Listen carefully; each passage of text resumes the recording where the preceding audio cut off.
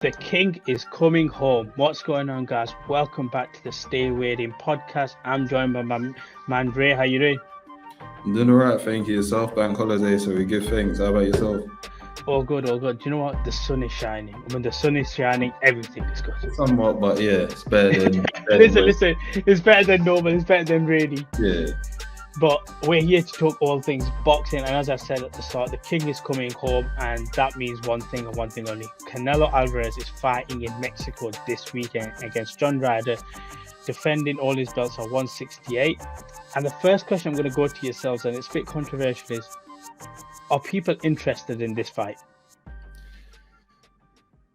Not really. They're interested in what it sets up, but I think this will be a good fight for Canelo just to see where he's at. I think the Bivol loss was a big blessing to him because I do feel like he was getting content with... He plateaued a bit, but it's understandable. It's like he became the super middleweight king. He was the king of boxing, and he was just strolling. And I feel like what happened with Bivol made him realize, yo, you're not invincible. You better go back to the drawing board and look impressive. So I'm sure he's gonna want to put on some new skills on display that he's learned. And also, just coming back to Mexico. I know he hasn't fought in Mexico in years because of politics and such. So this is going to be a big homecoming for him. So I feel like this is a fight that comes across as this isn't for the general public. This is for Canelo and his people. So it may not be the most exciting time to match up, but I guess for him, I'm sure he's going to see the Latin American crowd that's going crazy for him. I was going to say, it's interesting you said that because I've kind of had a similar thought that at 168, unfortunately, he's a victim of his own success. That he's just completed the division. And after that, there's only so much you can do before everyone starts saying, oh, you need to do this and you need to do that. So with John Ryder, British fighter, so it's a bit different, that the fact that there is an element of British interest in this.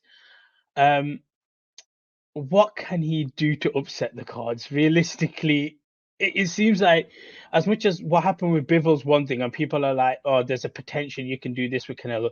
This is Canelo at 168. This is a different animal. Is there anything you look at with Ryder you think you could potentially do something? Or is it just happy to be there and you're getting basically the biggest fight of your career ever?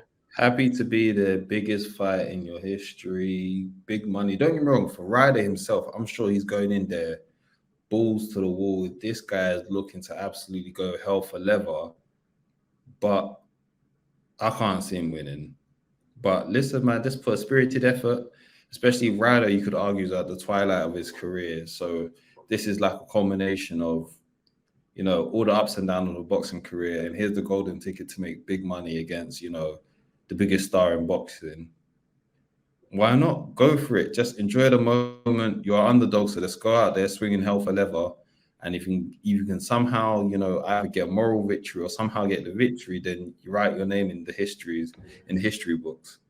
I was going to say, so we'll talk about Canelo soon, but with Ryder, so being British, we talked about when Taylor went and did everything at 140, and there was hardly a lack of promotion from a UK side. We've already talked about DAZN and how obviously Sky won't do it, but are you surprised that there's outlets such as TalkSport and stuff? Although we're in fight week now, are you surprised that not a lot of people have talked about it and the fact that what's potentially on the line for Ryder? As bad as it is, no. Only for the simple fact that this is seen as mandatory for Canelo that he has to fulfill, and people are looking past Ryder. Obviously, I'm sure Ryder and his team are the ones that are meant to be hell-bent on, causing disruption. But to everyone else, it's just more like this is just a fight for Canelo to, have amongst his home crowd, be a big showcase, see how he is after. Remember, he got hand surgery, so people want to see just how's he looking and whatnot. So that's what people see this fight as. Is similar to when I remember in the last episode where you spoke about punches and you brought up the guy that Inoue fought, so that was Butler. Yeah. Same way when Butler went to fight Inoue, as deep as it is, he was just happy to be there and he went deep with it. It's not even just that. I feel like the coverage was more like, what's Inoue going to do, rather than the British people weren't behind Butler in that type of way. And that's no disrespect to Butler. It's just more of when you go into certain fights, people are going in there to see the main star, especially in boxing. Because some people might be like, well, isn't that the same with Leon and Usman? And I'll say no, because Leon had already, you know, put a path, had a path that he had created for himself. So going into the fight, he was the heavy underdog, but it was getting coverage because he had beaten some elite people and some future elite people as well on his way up. That people were just like, okay, at least the British anyway, like, let's go support Leon because this is what he's done. This is the path of destruction that he's left coming up against the welterweight king at the time. Whereas with Ryder, it's more like ups, you know, decent career, had some ups, had some downs, had some fights he should have won, had some fights he should have lost. And he's worked himself into a mandatory position. And I think people are just seeing it as you worked yourself into the payday, but they're not expecting him to win it. And then for Canelo himself, talked about it being a homecoming. In terms of a performance then for him, what does he have to do where you don't get them naysayers saying, oh, Canelo is finished or Canelo looks a bit off it after this? Because you know, if he doesn't get a certain level of dominance and a knockout, there will be people that will question whether the hand is there, whether the Bivol fight took too much out of him. Can he get back to that Canelo that we love? What's Canelo got to do for people to be like, yo, this is still the king? I think there's always going to be naysayers because people are just weird and just want to be cool and just want to be like, oh, yeah, you don't look all that. Even if he could look amazing, and some people are still going to be like, just to be contrarians, that he doesn't look the greatest. But in all honesty, you called it. He's a victim of his success. You have to go in there and dominate, and in an exciting fashion as well, especially coming back to returning big-time boxing to Mexico. You cannot go there and coast. You cannot go there and, you know, do all right. But the catch-22 is he's broken his hand. So he might go in there more cautious because it's like, you don't want to break it again. You don't want to suffer the injury. But in all honesty, we're here to see him put on a showcase because people want to see him either face Benavidez or face Bivol. And I know initially Bivol wanted to face Beterbiev for the undisputed, which the WBC, my boy Ozzy reiterated in a group chat, we be crooks. WBC saying that I saw it. I couldn't fight for the belt. He's Russian. What type of dumbness? You know what? And I even responded to that. I said, I hope, because I know that Bivol's not fully Russian. Whatever bloodline is in there, words Roman Reigns. I was gonna say, bring the tribal chief. Word to Roman Reigns, whatever bloodline is in there, you find that other nationality and you rep that. Is he? Because I think even against Canelo, he was talking about find out the state of California or something like that. But I don't know whether is he. I can't pronounce it. It's Krigia. I know what you're talking about. Yeah, I can't say it, but yeah. Where that is, rep that shit. Because, and I know that Beterbiev has Canadian nationality, so I mean not Canadian nationality, Canadian citizenship. So if I'm Bivol, you know, rep the other nation, and if you're Beterbiev, rep Canada, and make this light heavyweight undisputed, because I don't know why the WBC are being crooks like that. But anyway, I digress. The point being, Canelo might try to run that back at 175. I'm not trying to see it. I'm not trying to see it at all. And Bivol even said, I'll come down to 168, which I'm sure if Canelo don't take that fight. See, this is the problem. At 168, for me, it does nothing for Canelo because he's already the king there. But if he goes up and then gets that victory, again, outside of Mayweather, he'll basically have beaten everybody that he's fought. So for Bivol, again, like I said, if that fight can't be made looking ahead, that logistically just seems like the next road for Canelo to get done. And again, he's doing the thing that Floyd used to do. It'll be the September fight if they can get that on the show.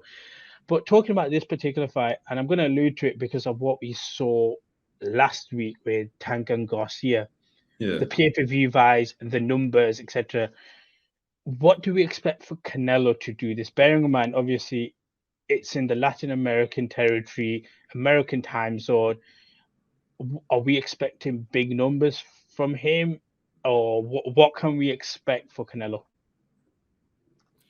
I am not expecting big numbers. I think this is going to be more about the homecoming numbers than it is the pay-per-view numbers. The ticket gate, basically. Yeah, ticket gate. That's where all the most of the money is going to be in, because I think what people don't fully understand about Tank and Garcia, that was two big names brought together to get that, that big pay-per-view buy rate. It wasn't a case of one person's bringing. They're not where they are in their careers now. Not one of them is getting those numbers by themselves. You have to bring two superstars together, two polarizing figures. So it's the correct dancing partner analogy at the end of the day. day. Yeah, exactly. So this one, Ryder's not the sexiest of dance partners, pause, but you just go in there. I had to.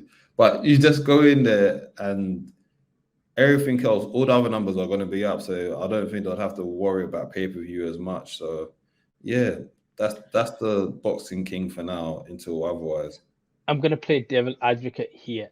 If for whatever reason Ryder pulls off, I would say, the biggest upset in boxing, I'm going to say in the last decade of whatever, personally. Yeah, for sure. Oh, for sure. Yeah.